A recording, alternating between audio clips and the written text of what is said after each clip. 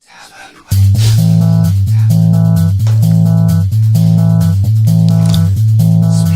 Tavern. Speedway Tavern. Speedway Tavern. Welcome to the Speedway Tavern.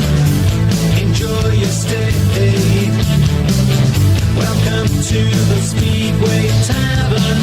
What's the news today? Have a drink, have your say. All opinions here today. Welcome to the Speedway Tavern. Enjoy your stay. Weddy, GA, and Matt are here today. Welcome to the Speedway Tavern. Come and have your say.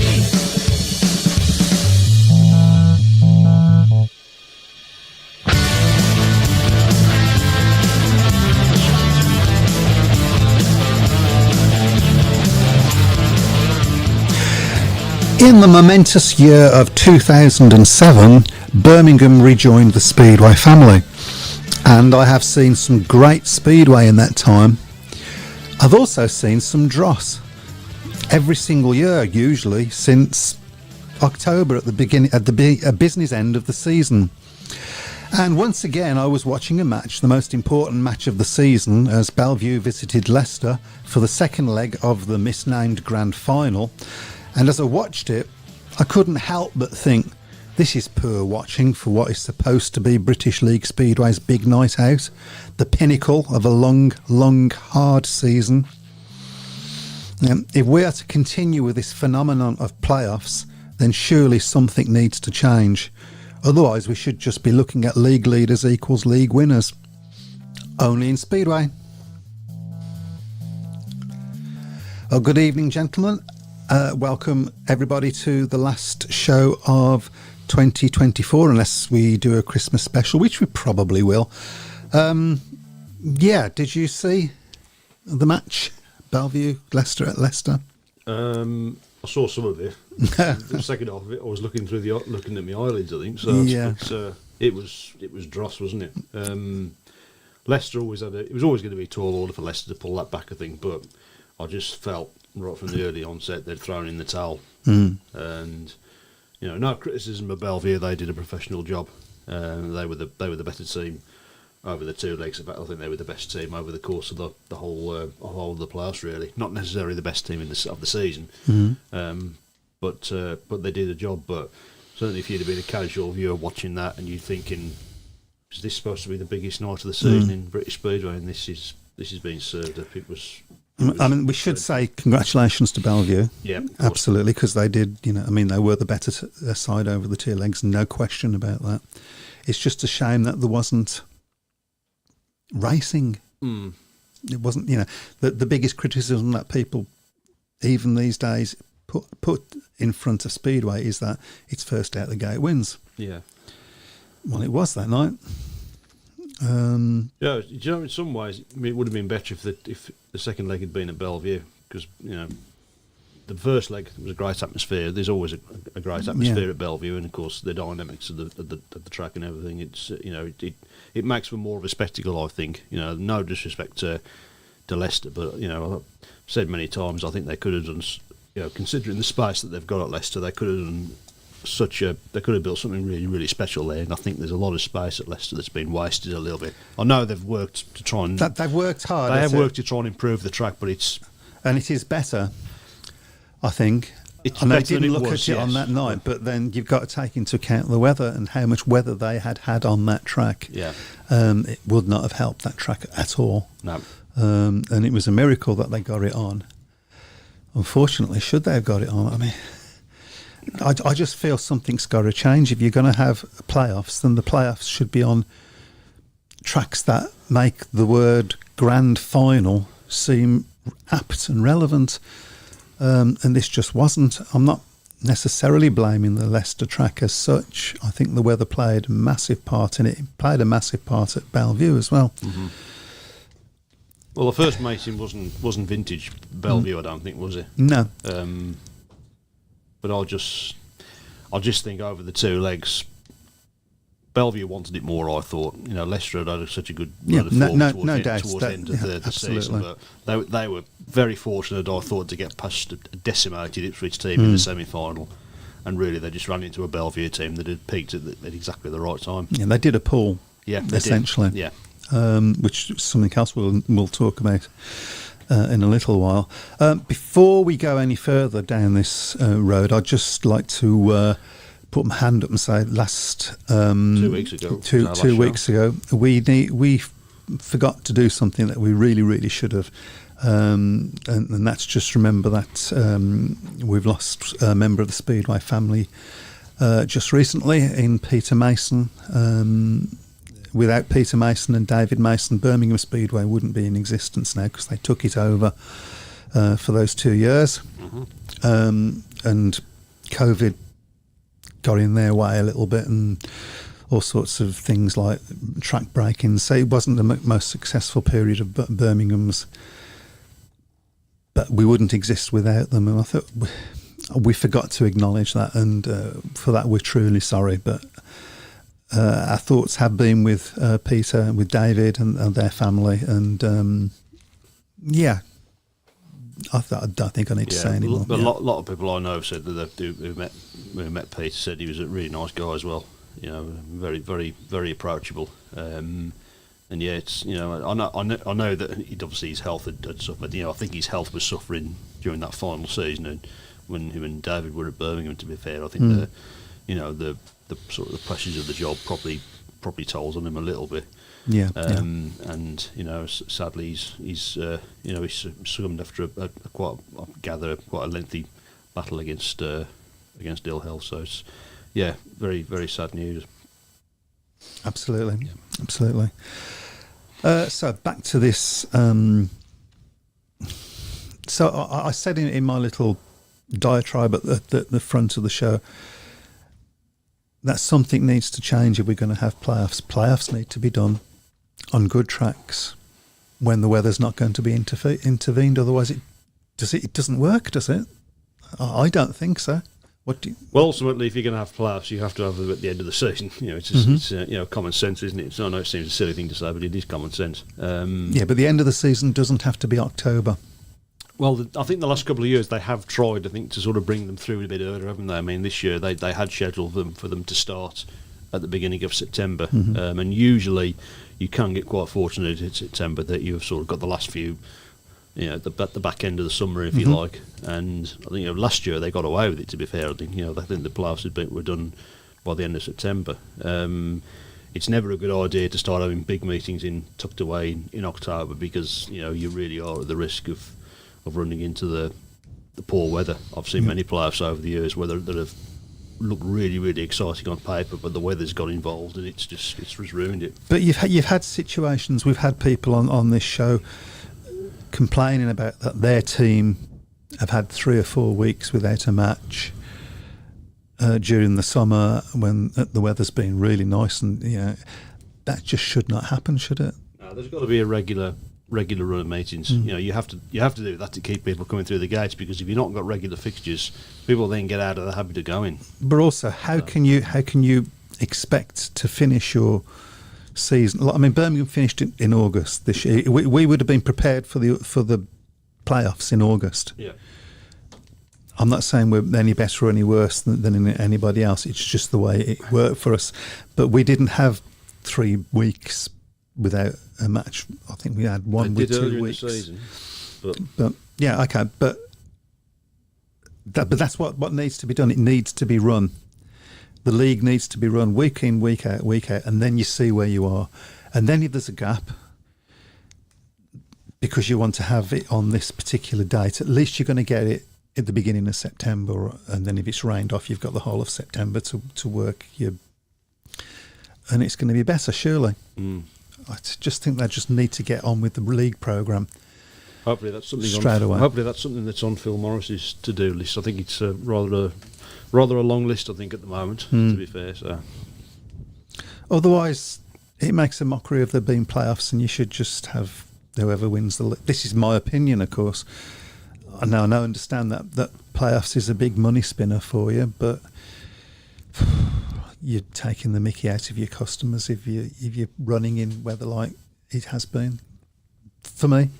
Anyway, Dave Twine says the weather's getting worse over the years. Well, I think you probably, if you're living in Tampa at the moment, you're going to agree with that. We've had one good weather for year for weather for Speedway, haven't we? And it was 2020, and of course we had no Speedway. We had no Speedway, yeah.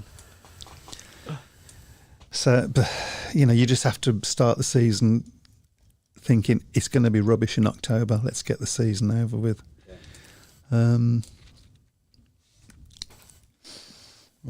Otherwise, you don't have the playoffs. You've got to do one or the other. For me. Right, we've got a few things to talk about. Oh, and before we get any further, I need to thank So-Called Studios for sponsoring the programme once again. They've been absolutely invaluable this year. Yeah, cheers. They've helped pay for my microphone, which is a bad thing probably. And Matt's coffee. Matt's coffee. And latte, I should point out. Yeah. Oh, sorry. Latte. That's what the posh people drink, isn't it? Posh people in the studio. That's never So been yeah. We've got Bellevue new champions. Congratulations! Yeah. Who's going to be the champions in the championship? Do we think that is very much Oxford in the box seat, isn't it? At the moment? Did anybody here predict Oxford to win by that much? I think some people predicted Oxford to win, but not necessarily by that level of scoreline. It's but you never write Paul off. How many times over the years have Paul been written off and they've come back and surprised everybody, and they know what to do. And they've got so much experience over the playoffs, but it's going to be a challenge for them to pull it back, what it's 12 points, is it? Yeah, and what as I say, it's doable. It's doable. It is doable. No, it's doable. It's left the match, I think, in a good position, especially as if we expect that the weather's going to intervene again. Well, there is. I mean, if their weather, I don't know what it's like down the bottom end of the country at the moment, but if their weather's anything like this, it ain't going on, is it? No, that's. But no, I think what an achievement for Oxford. Only the third season back, and they're with the great chance of winning the second tier. That's, and they've had a decent season in the National League, and they've had the Premiership teams done well as well. Only just missed out on the playoffs. So good times at Oxford, and hopefully that'll continue for them. It'd be a good match to go and watch as a neutral, I think. It would be, yeah. I mean, Oxford. I think Oxford, of course, have already won at Poole this season as well, haven't they? They have. So they're not going to be scared of going to Poole. No, it's not a challenge for them at all. They've got a lot of riders. I mean, Scott Nichols used to ride there. They've got quite a few riders in that team that have ridden at Poole as well, and they've got good decent records there. So, it's going to be a good night. Hopefully, the weather won't intervene, and it'll the Premiership Championship one will be better than the Premiership one would. So Rich Thomas, and hi to everybody on the shout box, has just said he just brought a book about Speedway in the Thames Valley in 1981. Swindon had 36 meetings at home, including cups, individual, etc. The good old days, but they didn't have to do playoffs at the end of it, and no, they didn't. That is becoming an issue. Yeah, that's reminded me. We should say we're going to be giving out a few prizes tonight as we go on. You'll probably be hearing this sound. So what was you saying? That was slick, wasn't it? This sound. That's enough. So yeah, we're going to be giving a few. So slick, isn't it? Yeah. Nobody noticed a thing. Mick Scotton, good evening all. It was good to see Leon Flint did good at the weekend at Parderby. Yeah, absolutely. One of my favourite riders. Not had the best season this year at Birmingham. Tough season, I think. But I think it's been a tough season for quite a few of the Birmingham riders, for the club in general, really. Yeah. So. Sorry, I just want to write something down, but carry on. Well, we've got some more. Yeah, I'm sorry, I've gone right. Yeah. Dave Twine says 15 teams, 28 matches each, no playoffs, no cups, 6 aside, sorted. There you go. Rich Thomas says 7 teams or 6 if Birmingham go isn't enough for playoffs. I don't want to say too much about the Birmingham situation at the moment because we don't really know what's going on. I can't make up my mind whether I should be hopeful from the latest press release or crying in my tea. Just seems to be. It just does seem to be deja vu, doesn't it? So yeah, absolutely. The only thing I would say is that they need to be in a position where they're signing riders sooner rather than later. Otherwise, what's the point? We don't want another season. Well, you get to a stage where the season gets declared late, and then once again, other teams are ahead in team building, and then it's getting the leftovers again. Thank you very much to John Bird, who says he's great work on the show through the season. I was just about to say that, yeah. Okay, thank you for that. Didn't say which show though, did it? We've done great for all the Thanks other for that. shows. Is that what? Okay, fair enough. John Bird says, what do you think to next year? Oh, I was just going to come on to this, actually, so that's perfect. What do you think to next year's GP lineup? I think shambles, subject to the picks. We all know it's a farce how to get in there, but God disappeared.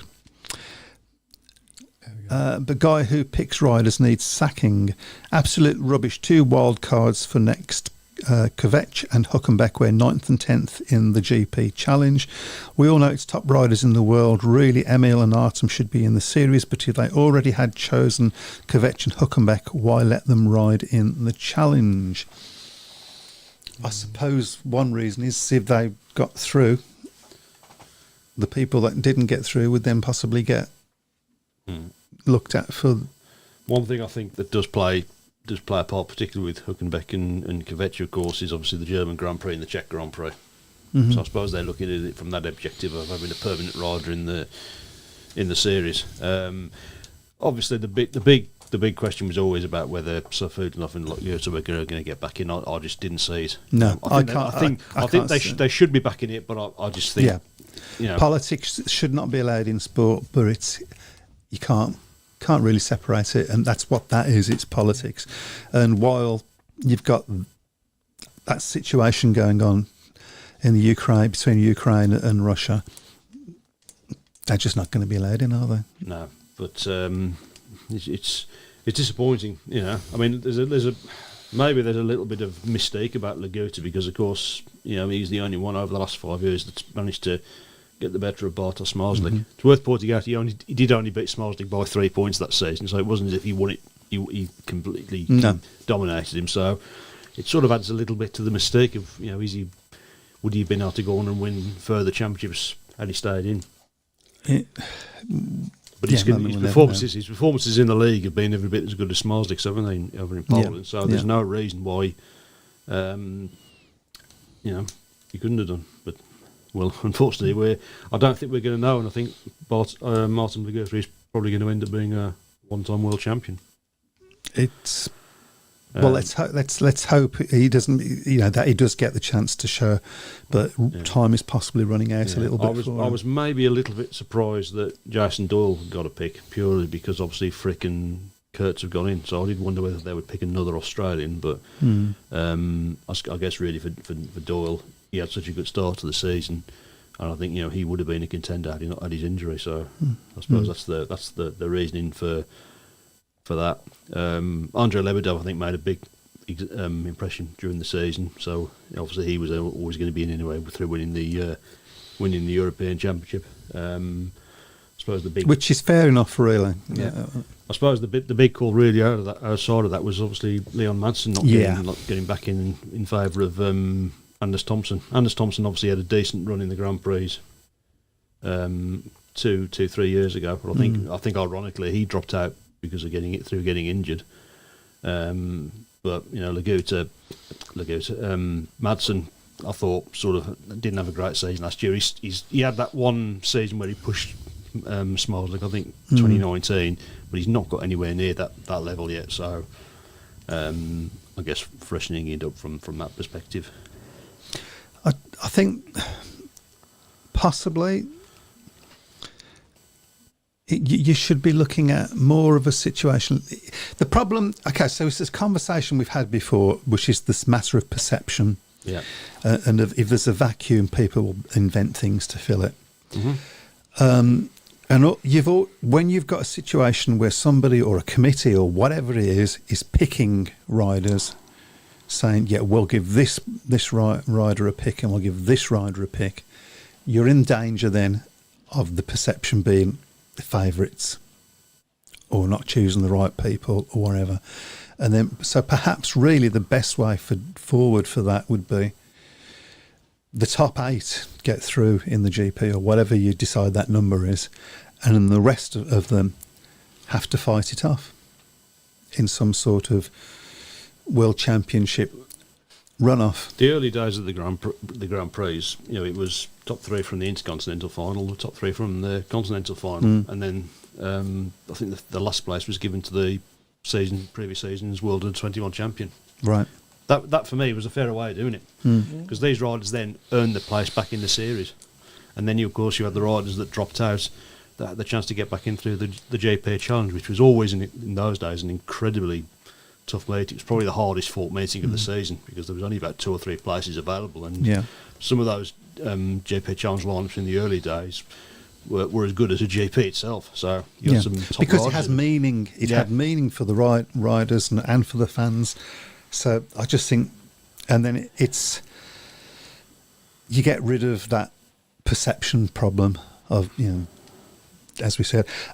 Sorry, there's a little bit about Fred Graham says the owners of SGP's Discovery / Warner would never pick Emil and Laguta due to the impact the news would have on them in the US. So, as you said, political decision. Firstly, I'm not sure Speedway News would have a great deal of impact anywhere except Poland, maybe. Look, it's even more straightforward than that, isn't it? Yeah. We can't be the only sport that all of a sudden breaks ranks. Every other sport's doing exactly the same thing. Of course.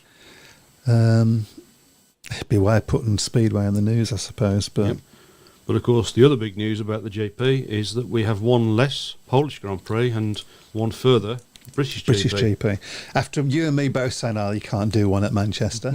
Yes, I'm expecting. They must be listening. I was expecting a few Bellevue fans to be on to give us a bit of stick for that, but I've still got misgivings. I mean, Bellevue, fantastic racetrack. The if you compare Bellevue and Cardiff as racetracks, there's no comparison. Bellevue is a fantastic racetrack. I've still got a few little reservations about the logistics of it, but they've got a chance now to sort of prove me wrong. Hopefully they will prove me wrong. What I would say is, if you are planning to go to Bellevue for the GPs, I'd recommend sort of getting in for tickets early, because it's going to sell out. Because it's not like at Cardiff where you're going to still be able to get tickets the day before because of the size of the stadium. Yeah, and also because of it being the first one, and it's a bit of a novelty to have a GP. Can we carry 2 GPs in this country, money-wise? Fans going to watch it wise. I'm interested to see how they're going to do the wildcards for it as well, because obviously at the moment they have the top place non-GP rider in the British Championship going to Cardiff for the wildcard. So how are they going to do it for this year? Is it going to be the winner of the British final rides in both the Cardiff GP and the Bellevue GP? I don't know how they're going to do it. They're quite close together from what I saw in the calendar. Well, the calendar. Let's go through the calendar. So first of all, you start off in Landshut in Germany on the 3rd of May. Then you move to Warsaw on the 17th of May. Then Prague, 31st. Bellevue is the 4th one. That's on the 14th of June. Gorzów, the 21st of June. Melilla, the 5th of July. Riga in Latvia, that's on the 2nd of August. Cardiff is the 16th of August. Wrocław the 30th, and the season ends at Voyens on the 13th. So no Torun Grand Prix, of course, because they've got the Speedway Nations next year. So so that's going to be an interesting one. So how many rounds is that? That is 10 rounds. 10 rounds, okay. Can't say that the idea of the GP finishing in Voyens particularly thrills me. I guess what's in there, of course, is it's a big year for Voyens because it's the 50th anniversary of the stadium, so it's obviously a big deal for them. Obviously, that was So how many weeks are there between Manchester and Cardiff? Well, the Manchester GP is on the 14th of June and the 16th of August. Okay, so there's 8 weeks between. So effectively, Question as well. Are you going to do? Are people going to do both, or are they going to pick one or the other? The Cardiff one is safer, I suppose, because you know. Exactly what I was about to say. I mean, I was just going to ask you that question. Given the choice, if you could only go to one, which one would you go to? I've got to say, it would still be Cardiff. Because of the fact that you're going to see a Speedway match. Because of the event as well. Cardiff obviously is right in the middle of the city centre. You've got everything that's around it. You've got the bars, the restaurants, all the stuff there. Bellevue, you walk out there and there's not really anything there really apart from houses. I know obviously it's a relatively short ride into the city on the buses. Obviously me and my dad are going to look to go to Bellevue, but we were discussing it and we were saying probably the best option is to go on the train really. I had to look at some of the hotel prices, and I think they've obviously had a tip off that there's going to be a GP that weekend. Looking at some of the prices. Yeah, I mean the other thing that I don't know, because I've never been to Bellevue. Still, I know it's disgusting. You'll have to pick. Maybe a debut Grand Prix for this one. Yeah? Maybe. Except the Cardiff one's round about my birthday, so if anybody wants to buy me tickets, that's OAP, pretty cheap. What's the parking like at Bellevue? Well, that's another thing, because they're going to lose. I mean, if they do what they did for the World Cup in 2016 and for the Speedway Nations last year, they'll have a temporary standing on the last bend, which takes a lot of car parking space away. Right. So that's another thing. There's a lot of logistics that are going to be put in place. Hopefully, they've got a great chance to sort of prove that they can stage at GP. Obviously, there's a wonder as well if it's successful whether that might sort of usher the end of the Cardiff GP. I think because that's coming up to the end of it. I think the deal of I think it's got one more year. There's a lot of people who would argue that the Cardiff GP has sort of lost its sparkle a little bit in recent years. I think last year, although the racing itself was actually pretty good, I think there was the sort of the events around it there with all the pre-mated stuff. I thought that was sort of there didn't seem to be that much investment into that, to be fair, which has been disappointing because but Cardiff for me, I still get as much enjoyment out of going to Cardiff as I did for the first one. So a lot of people, I suppose I did see somebody on the forum on the BSF actually say that maybe the better option would have been to move it to another major venue in the UK, not at Cardiff, maybe to sort of get that sort of same sort of maybe something a little bit different, if you like. But where would that be then? Difficult to say. I mean, there you go. Yeah. I mean, I think the dream one obviously would be Wembley, but I think there's you've got Bob Hope and no hope of getting Wembley back. I think so. Speedway. Why should they need the money? They do need the money, apparently. Fred Graham, this is interesting to see one of the substitutes, as they call them now, is the young Ukrainian Nazar Parnitschke. Reckon they will try and push him into a SGP somewhere due to the publicity it will give them. Also, wouldn't surprise me to see somebody going, we might sign him. Possibly. Are you listening, Lawrence?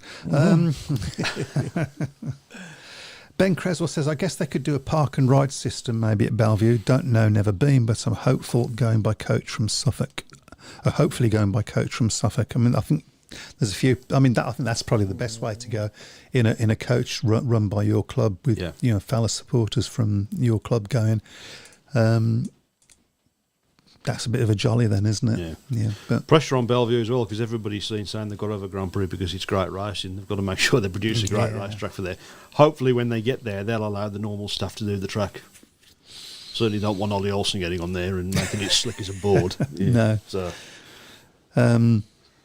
Well, again, we shall see. It's interesting, and good luck to them. I don't want to start hoping they'll fail before they get a chance. Nobody wants them to fail. Yeah. As I said, I think Bellevue is a fantastic racetrack, and from the racing perspective, I think it's fantastic that they've got a GP, but they've got to make sure that they get everything else right as well. Ben Cresswell says, could the O2 in London be big enough for a SGP when the stage is out and seats all around? I have no idea. I've never been to the O2 in London, so The O2 Arena. I presume that's what he means. Yeah. That wouldn't be big enough. Tottenham Stadium would be a good Oh, yeah, that option, would be. seeing how they deal with NFL games and would not ruin the football pitch as it is lowered and not used in NFL matches. That would mean a trophy appearing in the Tottenham Stadium, though, wouldn't it? So, not something they're very good at. So. Wow. I'm not getting involved in that one. They did a park and ride for the World Cup, as Bellevue is partly funded by Manchester City Council and the Etihad campus. It's close. I'm sorry, there's too many. And the Etihad campus, Manchester City, they'll run a park and ride from Manchester City grounds. Okay. It's close, football season, so we'll work well. Okay, so there are possibilities in there. Well, they will have known. They'll have known for a few weeks before the official announcement was made. So I would imagine that they'll have been planning already, and not just Bellevue, but I would imagine the City Council as well. Manchester City Council. I think it would be a big deal for them to have something like this in the city as well. So they'll certainly may well put some sort of investment into it as well. And obviously, again, we all know the situation with Bellevue. Of course, they had the first season there, and they had so many problems with the finances. And I think at some point or another, that stadium's going to have to start paying for itself because it was a big investment into it. So, Yep. There's Speedway's age-old problem. Right there. So, have we had any nominations come through yet? Because we're all here on... You mean, have I got the list? Yes. Yeah. I have got the list. Okay. Okay. So, do you want me to start from the top? You start wherever you think, mister. Okay. This year's nomination goes like this. Nominations for Time It Takes to Fix an Airbag. Time it takes to fix an airbag. And the winner is... And the winner is, I have the letter here. like Mr. Trackstuff himself here, do it. So. And the winner is... And the winner is... Nigel Tolley, Wow. who can Well done, Who can- Nigel. apparently inflate an airbag just by talking at it. Now, no need for unfortunately, Mr. Tolley's not able to come into the studio today. But he did ask me to read this message out. Couldn't you find a hat for it? He could. That you've just taken his speech away now. So he asked me to read this out. Yeah, the badges are really good. Thank you very much. There we go. And our next nomination. Oh, we're going to go through. We're going to go through Let's them go. all. Let's- Okay, I'll tell you let's what, go. let's do 4 or 5. Okay. And this year's nomination for Flag Marshal of the Year Flag Marshal of the Year. goes to... It's me. Definitely. Flag Marshal of the Year. Unfortunately, I couldn't. Oh no, I'm here. Sorry. In accepting this, I would just like to say, Dingle will be banging on the door in a minute. I'd just like to say, ha ha, Dingle, and we'll leave it at that. Did he do any work there? Dingle. I didn't realise he did any Carrot, work there. apparently. Okay. Let's do another one and we'll have a bit of a break. Okay. And this year's nomination for Best Guest goes to... Get your notes, go on. It wasn't like this in rehearsal. Chris Webby Brown. Guesting on the Speedway Tavern show every day. Yeah. Every Would you year, like to? Would you like to give us an acceptance speech? It's been an honour to work with 2 absolute Clouds. idiots for the last God knows how many years. But thank you very much. Okay, are we going to do one more, or are we leaving We'll do that one for more. now? Okay. Okay then. And this year's God, this is terrible. nomination for Worst Guest of the Year goes to... It's me. Yeah. Oh, it's me. Yeah, Yeah. I'm walking out. good. Right, let's get rid of him then. Let's go on with the show. We got a few more. I'm sorry about this. Barry Young says a Bradford one-off. I think there'd be too much work. to do to get Bradford ready There's for, been a lot. for a GP? There's been lots of talk about Bradford because I mean, obviously the stock cars are back in there now. Bradford's big enough, I think, to stage a GP. They've just got to find the promoter. Pete Clark says, "Would be nice to see some ticket prices." I guess he's talking about Bellevue GP there. Somebody said, because I can't see, there we go, Craig Smee said, "Sorry, joined late. Have we touched on the Birmingham announcement yet? Presuming you have. So how do you feel this will pan out? One final season and that's it, or are they looking for something more sustainable, long-term, i.e. a new venue with Wolves looking for a venue? And even going back to Craigley, it doesn't look too good." I can only tell you what I know about that, which isn't a lot. I know that they are looking and have been looking for something more sustainable. And I know there have been some possibilities sounded out. I don't know anything more than that. We don't really know whether we're going to get this one final season at this point on the announcement. My guess is we will. But I just hope they start signing riders early enough to make it worthwhile. Other than that, I don't really want to say too much about it. I'm like the rest of you. I'm going to have to wait and see. Just sit and wait there with fingers crossed. Yeah. You know, obviously, we don't want a situation where 2025 there's no speedway in the West Midlands. That would be criminal. David Albrighton says, "Get some covers just in case it rains." There's a problem with the problem with covers. It might save the meeting, but it's going to decimate the crowd if you know. Well, yeah. I think it's as well. You've got to get volunteers. They're not light, are they? The covers. It's volunteers, and that's a big old track. Yeah, that's a big old track to cover. I've had experience of doing that, and it takes a long time, and it doesn't always work because it sweats underneath. Yeah. So, as much as I'd love to say covers is an answer, I don't think it actually is. Can you imagine even if you got the slightest hole in that cover as well? I suppose that's, if you get a slightest hole in the cover, you've got a damp patch, and that did happen when we tried the it. The only other possibility probably would be after sort of covers that they have on the pitches at the cricket. Yeah, they need to be raised. Yeah. So like the brumbrellas there. Yeah, but you need a lot of brumbrellas, and then where do you keep them? Yeah, that's the problem. In the brumbrella cupboard. I hate to be negative about that because it'd be great to think there was an answer.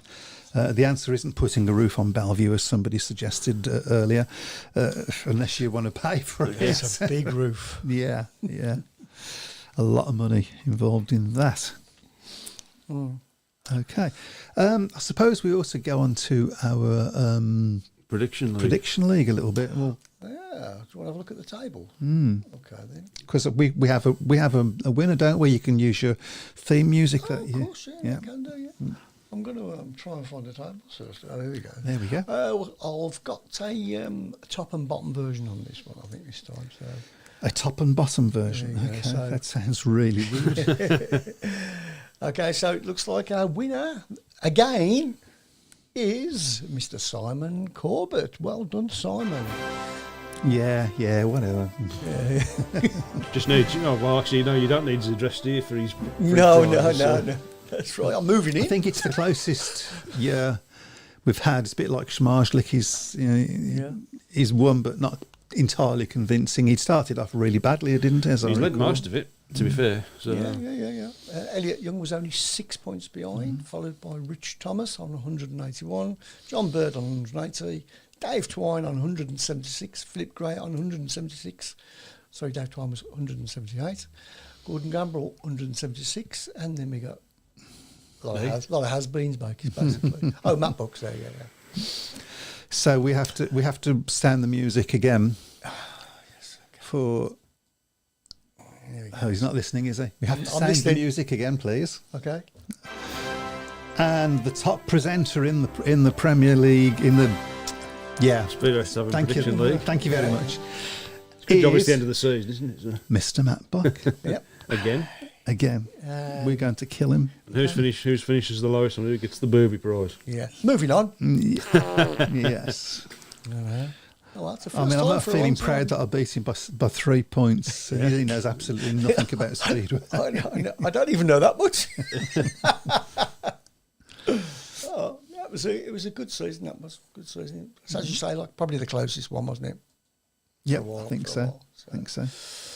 What does our friend get? He gets a mug and a T-shirt. A mug and a You've T-shirt. got to Yes. find room for them first. You're going to have to move all the other All ones. All the other ones, yeah. In fact, I've already printed it out. So. You printed it out in March, didn't you? Yeah, I did, yes. You should, actually, Simon, you should actually send us a picture of all your mugs side by side. Don't encourage him, please. Pete Clark, 23rd. I will take that. You've got no choice. Okay, let's have a look. There's a few. I don't think people are taking it seriously. I really don't. No. Ticket prices for the Grand Prix, I reckon, will be priced more reasonable than the Speedway of Nations. I certainly hope so. They have to be, don't they? Because they're up against Cardiff, who are priced fairly reasonable, I think. Yeah, Cardiff's reasonable for the size of the stadium. So. As Bellevue was hosting a week-long event, I felt they got the pricing wrong, but had to cover the big expense of staging a week-long event. As the GP is a one-day event, I reckon the pricing structure will be more reasonable. Is it a one-day event these days? Don't they do the SGP2 and all of that? Isn't that? I don't know whether Bellevue will have an S. Okay. Cardiff hasn't had. Cardiff has not had one for the last couple of years. Okay. I reckon that's disappeared. Sorry. I reckon the pricing structure will be more reasonable. I would expect the GP to cost around about 40 to 50 for an adult ticket, which I think is about standard for a large event in a major city in the UK. And Simon Corbett says he needs a sweatshirt with four-time winner in years, green with black collar. I'll tell you what I'll do. I'll put the stars underneath it, like in the Euros. Yeah, why not? There we go. There you go. There we go. Okay, he's getting a bit big for his boots, He is, right? yeah. We have to start the planning now for next year. Yeah, and how we're going to get rid of how it. we're going, yeah. How we're going to fix it so somebody else I wins. think we should start a handicaps a system whereby he has to use the scores that I give. Or because he's won it 4 times, maybe dock the first four points off him or something. We'll make something up. He'd have still won. He would, yeah. He would have still won this year. 4 weeks then. Whose phone's that? Who else? Oh, there It's you quite go. late though. 2042. So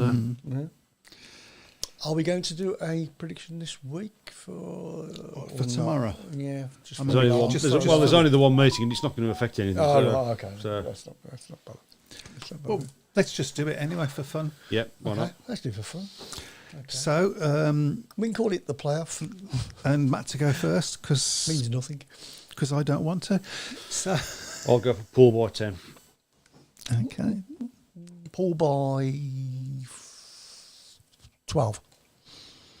See, I'm going to say pool by 12 as well, and that would be the perfect result, of course, because that puts it equal, and they would have to have a race-off, golden heat, whatever you Never want had to to call have one of them in a playoff before, it. No, either in any of the leagues. So that would be something else, wouldn't it? I just hope it's whenever the match is run. And as I say, I don't know what the weather is down south at the moment. yeah, But there is lots of bad weather heading our way, as we know. yeah. So Pete Clark says, hope it fits. He may have put on weight. He certainly has around his head. No, he won't have. He's a stripper. He's much quite good. Craig Smith says, can we just get Simon to start his predictions after week 5 of That's the what I was saying, season? Yeah. It's not that Do you get cool, the is it? impression you're not very popular here? So Or someone go round and cut his broadband off. Yeah, I wondered where you was going with that for a second. cut his broadband off, yeah. I really wondered where you was going with that. Are there any more nominations We've got coming loads. We finished the meetings, have we? that was the only Yes, one. that yeah. was it. There is just the one more. Yeah. It wasn't. Okay. Simon's gone pool by 16. You've won it, Simon. You don't need to fret about it. Yeah. Right then, and the next nomination is for the most miserable person on the BSF, and the winner is Matt, I don't post on there. that's why you're so miserable. I'll just read it and just laugh.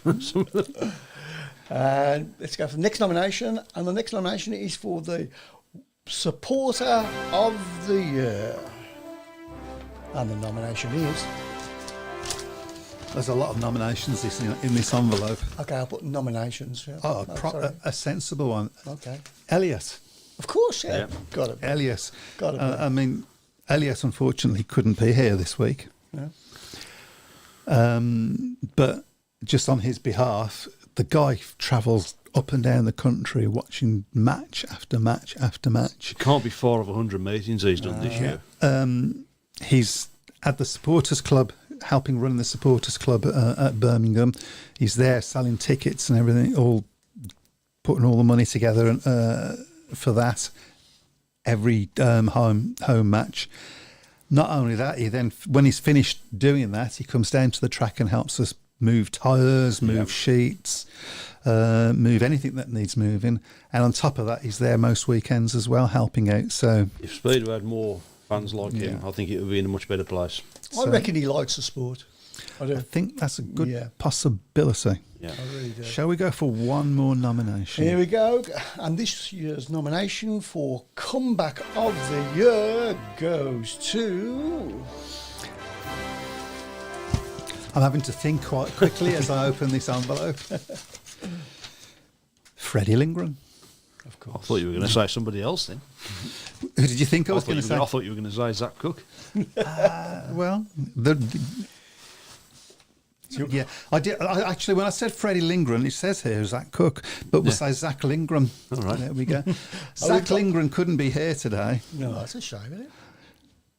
and that's all I'm going to say on that. We've got 4 more awards. But do you want to go? Should we zip through them or we'll save them?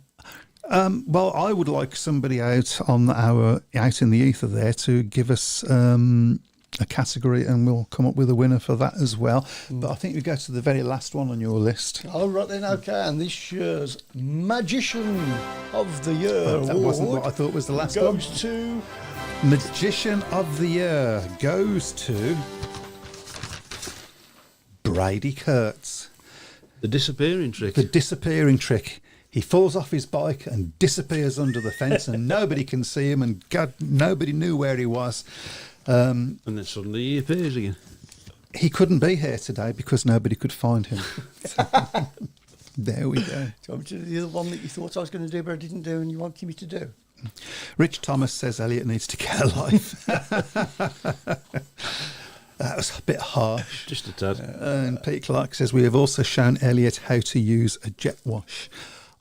I'm going nowhere near that place. The way he's that. phrased that... No, I'm not going to say. Okay. So the one I thought was at the bottom, not the Yes, category, I know. was yeah, the next okay. one up, okay. So, yeah, the and next one this year's Most Disappointing Rider Award goes to... In a complete surprise, the award for the most disappointing rider of the year goes to Peter Pawlicki. In a turn up for the books, Peter Pawlicki is here today. And, oh, hold on, I'm hearing something. Apparently he's just caught the Polish flu. Who would have guessed? Them polls. Who would have guessed? Them Poles. Right. Let's be serious. Your rider of the year this year. My rider of the year, total rider of the Yep. year? Robert Lambert.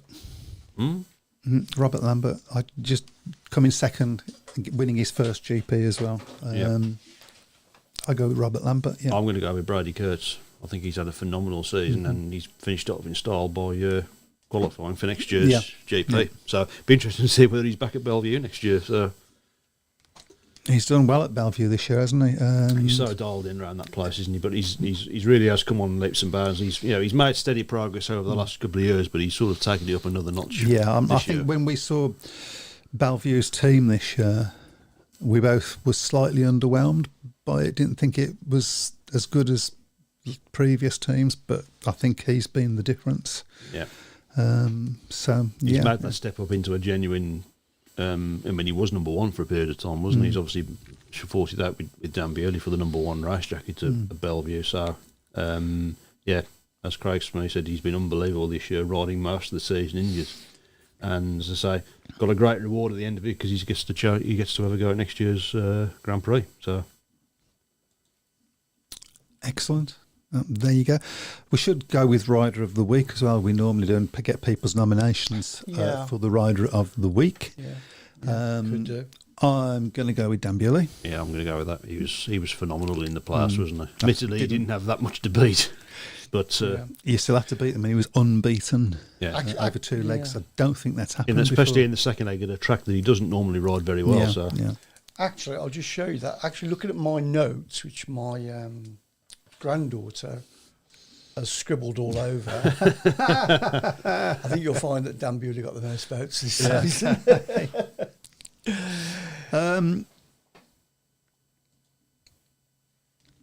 Brady was asked, this is interesting, Jeff Daniels said Brady was asked in an interview after the grand final, will you be here next season? He said, I will be nowhere else. So there we go. Who do we think the best rising star or under 24 rider has been this season? Well, I would have said at the start of the season it probably would be Leon Flint, but I think he's underwhelmed this season unfortunately, for large periods of time. I'm going to say Ashton Boven. I think he's... I would say, I agree with you. Yeah, I would go with that as well. With an honorary mention, he's not a rising star yet because he's not old enough to ride in the top league, but William Cairns. We should say best wishes to him, of course. I was just going to say that, had a big off at the weekend. So, but Ashton Boven, I mean, I was really impressed with him when I saw him race in the British Youth Championship at Perry Bar last year. Yeah. I was quite surprised, actually, that he was fast-tracked into the riding in the top league, but he certainly hasn't looked out of place in that league at all. I remember when they came to Birmingham and we saw him there and we thought, oh, Leon Flint should be okay here, surely. Yeah. Nowhere near him. Yeah. Nor Shirley. There we go. Phil Taylor says Dan Thompson's the best rising star. He's had a great season as well. He's had a very good season, yeah. Fred Graham says shout out to young William Carnes to get fit soon after a bad crash in the under-19 final on Sunday. Was turning out to be a really good meeting with a great finish, but weather, surprise, surprise, intervened. It's always the story of the end of the year, isn't it? Just a bit, yeah.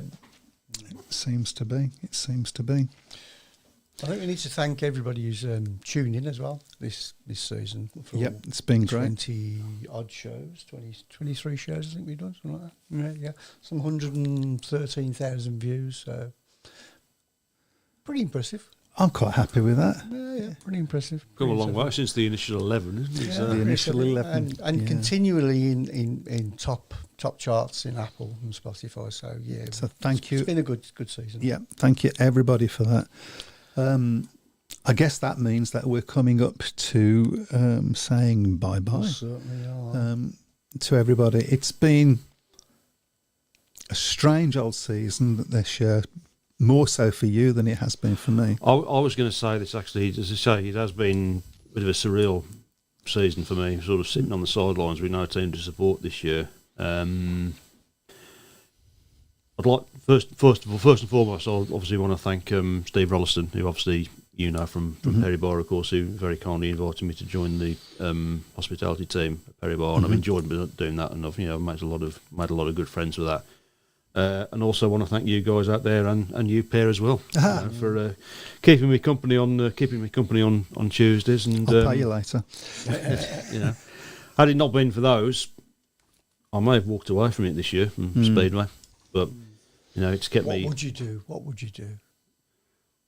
Don't know, to be honest. That's the problem. So, exactly. But no, I want to thank everybody. It's been great. So, for me, the season's been strange because I started the season full of what turned out to be false hope.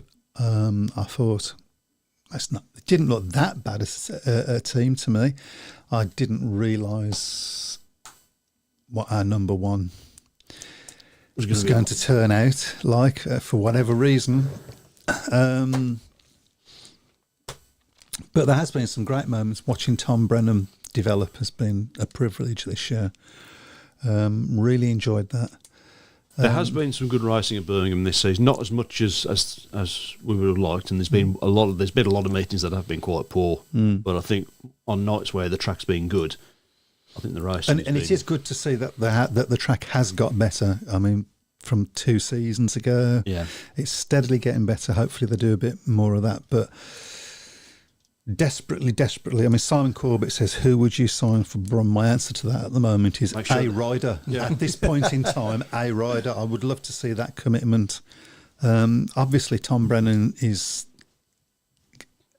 got to come back, hasn't he? Yes, but I think Ipswich might be having a look at him as well. I think a few people did very will be well for them in the playoffs, didn't he? Yeah, So. I think a few people will be having a look at him. But Yeah, and I guess a lot of it's going to depend on how long it takes for Birmingham to be in a position where they Exactly. can declare they're running. If it's too long, then he might have to look elsewhere. I think he would like to be back at Birmingham from what I gather, because I think he's fitted in well, and I think moving away from Bellevue has actually helped him yeah. push on. So no disparagement to Bellevue, but No. it's a particular type of track, isn't it? Yeah. And so you need, particularly in this country, to be able to. The other thing that's been interesting for me this year is the rise of riders that ride in this country in the GPs. So how Freddie came back and all of a sudden started doing better. Dan Bewley, really on it now. fourth in the championship last year, best season he's had. So- Two Brits in the top 4 of the world championship. It's been a long time, many years, isn't it? So since we've had. Yeah, It's got to be over 40 years, isn't it? I think so. Yeah, I would say so. You're talking about the Collins sort of era. And, well, Michael Lee and Dave Jessup 1 and 2 in 1980. That's probably the last time we've had 2 in the top 4. So that's been really good to see. Craig Smith, we should talk about the AGM actually coming up. Let's hope the AGM doesn't make wholesale changes. What I would like to come out of the AGM is a push for clubs to collectively promote the sport much better than this season. Some clubs' social media presence has been awful and there's a bigger push on promotion of the sport, I feel. The fans can't be expected to do it all for them. Yeah, I would agree with that. Yeah. I think the social media aspect has improved, but I think there's still a long way to go on it. Fred Graham says, agree Dan Thompson as top rising star. Well done, guys. And let's hope all tracks are back racing in 2025. Maybe some good news with another couple coming back to the sport. That's what we want. And that's a nice positive note to finish on. Good luck tomorrow to Oxford and Paul. Oxford and Paul. May the best team win. May the weather not win. Yeah. We will see you all probably for an AGM or a Christmas special, whichever comes first. In the meantime, let me be the first to say have a great Merry Christmas and a Happy New Year. And hey, next time you see me, I'll be married. See you soon. Good night. So, Harvey. To the Speedway Tavern, enjoy your stay. Where the GA and man, I'm here today. Welcome to the Speedway Tavern.